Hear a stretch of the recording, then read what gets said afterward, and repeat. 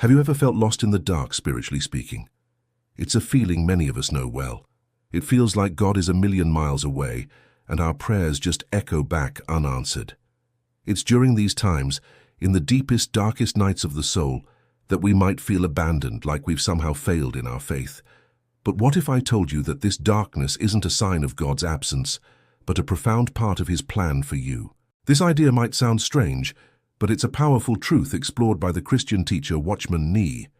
He taught that sometimes God intentionally leads us into darkness, not to punish us, but to purify us. It's a darkness that brings an incredible, transformative light into our spiritual lives. Let's unpack this. We often measure our spiritual health by how we feel. When we feel close to God, full of joy and peace, we think we're on the right track. But when those feelings fade, and we're left in a spiritual desert, we start to doubt. We question if we've done something wrong or if God has turned away. According to Nee, this is a common misunderstanding. Our spiritual journey isn't meant to be a constant emotional high. In fact, relying solely on feelings can be a very unstable foundation for our faith. Think about it this way. When everything is bright and easy, our faith doesn't really get tested. It's like a plant that has only ever known perfect weather.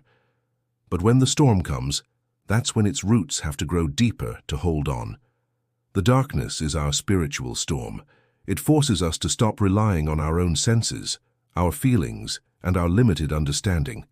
It compels us to trust in God alone, even when we can't see or feel Him. Watchman Nee called this the discipline of darkness. It's a period where God strips away all the things we lean on besides Him. Maybe we rely on the praise of others, our own abilities, or even our intellectual understanding of Scripture. In the darkness, none of that helps. All we have is the raw, simple choice to trust that God is there, even when every fiber of our being screams that He isn't. This is where the real growth happens. It's in this silent, lonely place that our faith becomes truly our own. It's no longer based on feelings or circumstances. It becomes a deep, unshakable conviction. The psalmist wrote in Psalm 139, "Even the darkness will not be dark to you. The night will shine like the day, for darkness is as light to you." This isn't just beautiful poetry. It's a spiritual reality for those who endure the night. So what does this look like in practice? It might mean a season of unanswered prayer, where you cry out to God and hear only silence. It might be a time where reading the Bible feels dry and uninspired. It could be a period of personal trial or suffering, where it seems like God is nowhere to be found. These experiences are painful, and it's okay to acknowledge that pain. But Nee encourages us to see them through a different lens. Instead of asking, "God, why have you abandoned me?" we can start to ask, "God, what are you trying to teach me in this darkness?" This shift in perspective is crucial. It turns a season of despair into a season of profound learning and refinement. God is using this darkness to teach you to walk by faith, not by sight. He is teaching you to listen for His still, small voice when all the other noises have faded away. One of the most powerful things that happens in the darkness is that our pride is broken. We come to the end of ourselves. We realize we can't fix our own spiritual dryness. We can't muster up enough faith on our own. We are completely and utterly dependent on God.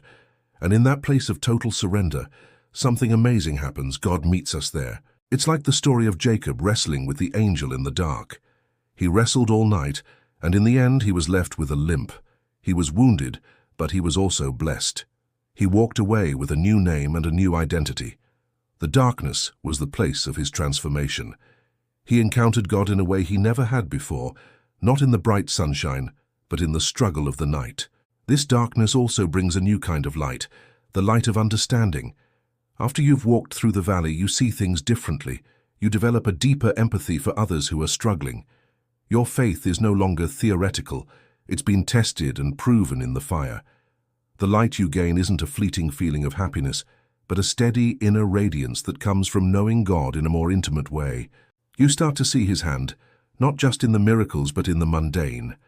You find His presence not just in the mountaintop experiences, but in the quiet valleys. This is the light that the darkness brings. It's a mature, resilient, and deeply personal faith. So if you're in a season of spiritual darkness right now, take heart. You are not alone and you have not been abandoned.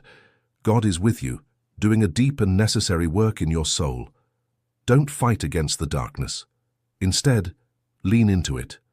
Trust that the God who leads you into the night is the same God who will lead you into the morning. Hold on to His promises, even when you can't feel them. Keep praying even when your words feel empty. Keep seeking, even when you can't see the path ahead. This is the essence of faith. As Watchman Nee reminds us, the purpose of this darkness is not to destroy you, but to bring you into a brighter, more glorious light than you have ever known before. It is the darkness that births the dawn in your spiritual life. Thank you so much for watching.